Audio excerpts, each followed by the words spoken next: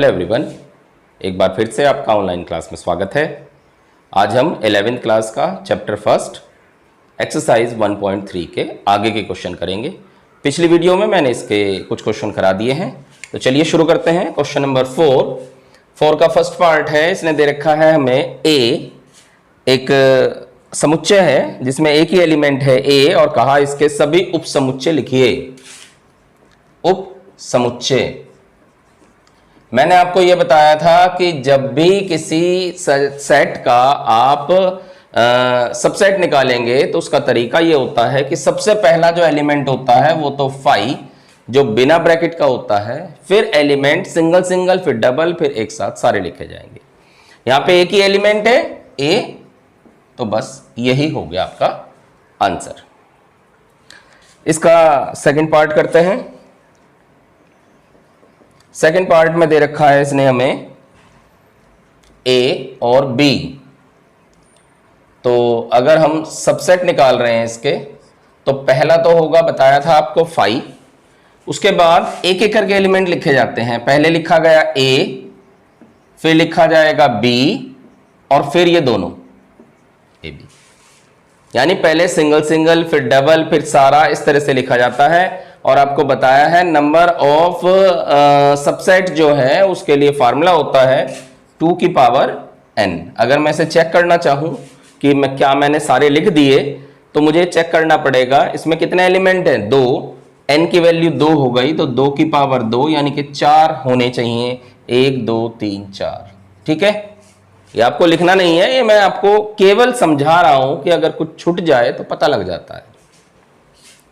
इसका third part भी लेते हैं। थर्ड पार्ट है हमारा ए बी सी। तो जब हम इसका सबसेट लिखेंगे तो पहला आएगा हमारा 5 बिना ब्रैकेट का, फिर A B C, A B, B C, C A और ए बी सी।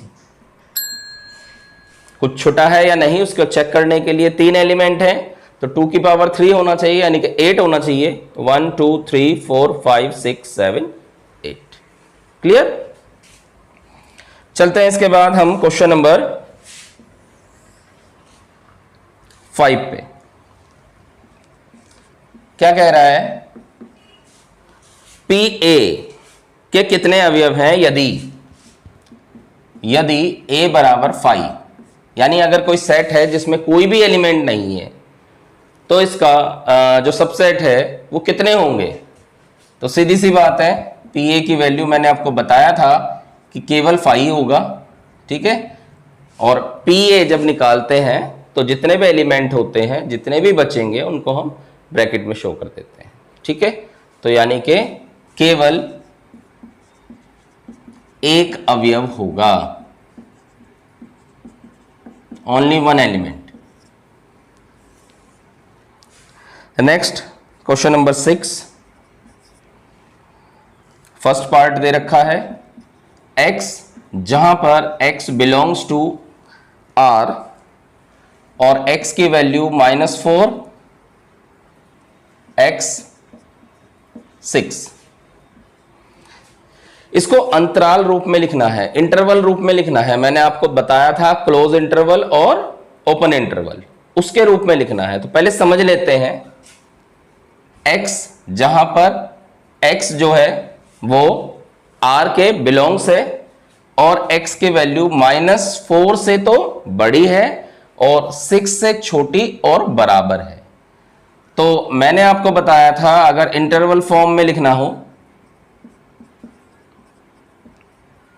तो क्या करते हैं, सबसे पहले देखते हैं कि कहां इक्वल का साइन नहीं है। देखो -4 के साथ इक्वल का साइन नहीं है, तो इस तरफ आप छोटा ब्रैकेट लगाएंगे, और वहां क्योंकि इक्वल का साइन भी है तो वहां बड़ा ब्रैकेट लगाएंगे। यानी यहां पर क्लोज इंटरवल आएगा और यहां पर ओपन इंटरवल आएगा। ध्यान रखना, छोटा ब्रैकेट का मतलब ओपन इंटरवल और बड़े ब्रैकेट का मतलब है क्लोज इंटरवल, ठीक है। इसका एक और एग्जाम्पल ले लेते हैं हम। सेकेंड पार्ट करते हैं इसको। सेकेंड पार्ट में दे रखा है वही x, जहां पर x बिलोंग्स टू r और x की वैल्यू -12 और -10 के बीच में, तो वही इंटरवल फॉर्म। क्या बताया था मैंने आपको बताया था जिसमें इक्वल का साइन नहीं होता वहां पर ओपन इंटरवल आता है। तो 12 और -10 ये ओपन इंटरवल दोनों ही होंगे, दोनों में ही छोटा ब्रैकेट लगेगा क्योंकि इक्वल का साइन नहीं है। एक फोर्थ भी कर देते हैं, ये है x जहां पर x बिलोंग्स टू R और x की वैल्यू 3 और 4 के बीच में है, लेकिन दोनों में ही इक्वल का साइन भी है। तो इंटरवल फॉर्म में अगर हम इसे लिखेंगे तो क्योंकि यहां भी क्लोज इंटरवल आएगा और वहां पे भी क्लोज इंटरवल ही आएगा। क्लियर? चलते हैं हम नेक्स्ट क्वेश्चन पे, क्वेश्चन नंबर 7। इसमें उसका उल्टा कहा है, इसने कहा निम्नलिखित अंतरालों को समुच्चय निर्माण विधि में लिखना है। निम्न अंतरालों को समुच्चय निर्माण विधि में, समुच्चय निर्माण विधि कैसे लिखेंगे? अब देखो दोनों तरफ ही ओपन इंटरवल है, तो आप कैसे लिखोगे? आप लिखोगे x जहां पर x belongs to real number और x की वैल्यू -3 से छोटी और 0 से बड़ी, यानी कि दोनों तरफ ही आप इक्वल का साइन नहीं लगाओगे। नेक्स्ट 6, और सॉरी इसका सेकंड पार्ट लेते हैं। ये दे रखा है क्लोज इंटरवल 6 12 दोनों में है, तो आप इसे कैसे लिखोगे? इसे लिखोगे x जहां पर x बिलोंग्स टू R और x की वैल्यू 6 से छोटी, 6 से बड़ी और बराबर, और 12 से छोटी और बराबर, और दोनों तरफ इक्वल का साइन लगाओगे। उम्मीद है आपको ये बात समझ में आ गई है कि क्लोज इंटरवल का मतलब है इक्वल का साइन भी आएगा और ओपन इंटर का मतलब है इक्वल का साइन नहीं आएगा। ठीक है, एक और ले लेते हैं इसका फोर्थ पार्ट।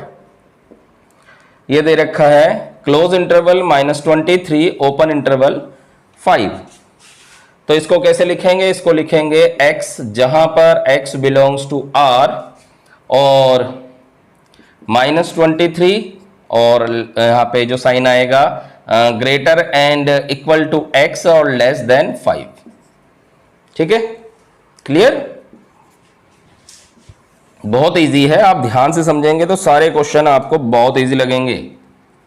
क्वेश्चन नंबर 8, निम्नलिखित में से प्रत्येक के लिए आप कौन सा सार्वत्रिक समुच्चय प्रस्तावित करेंगे? पहला दे रखा है सॉरी समकोण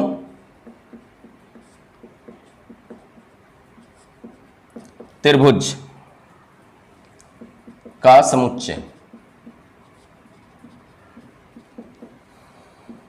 दूसरा दे रखा है हमें समद्विबाहु त्रिभुजों का समुच्चय। समद्विबाहु त्रिभुजों का समुच्चय।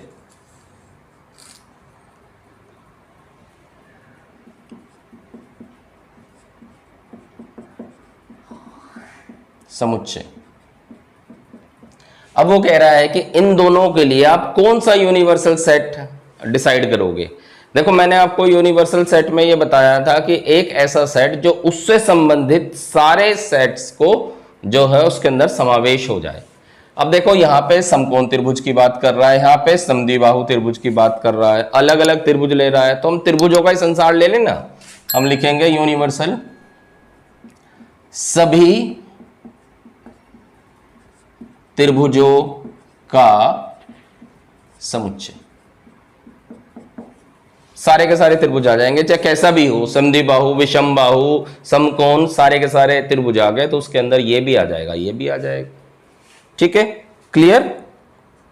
इसके बाद चलते हैं हम क्वेश्चन नंबर 9 पे। क्या कह रहा है क्वेश्चन नंबर 9? क्वेश्चन नंबर 9 में उसने कहा है हमारे पास कि एक सेट है A 1 3 5 दूसरा सेट है B 2 4 6।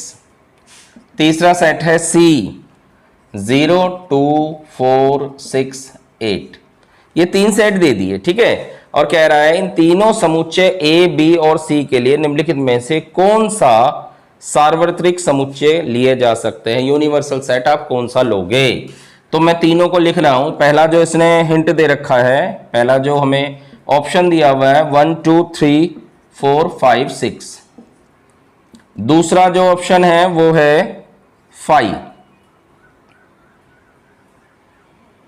तीसरा जो ऑप्शन है वो है 0 1 2 3 4 5 6 7 8 9 10। और जो चौथा है वो है 1 2 3 4 5 6 7 8। ठीक है। अब देखो हमारे पास 3 सेट हैं और हमें यूनिवर्सल सेट बताना है। मैंने आपको क्या बताया था यूनिवर्सल सेट में, पिछली वीडियो में मैंने आपको बताया था यूनिवर्सल सेट वो सेट होता है जो अपने जैसा, अपने से संबंधित, जिसके अंदर सारे सेट आ जाएं, यानी सभी सेटों का समावेश उसके अंदर मिलता हो। तो यहां पे फिलहाल नंबर्स की बात चल रही है तो हम यूनिवर्सल भी नंबर्स में ही लेंगे।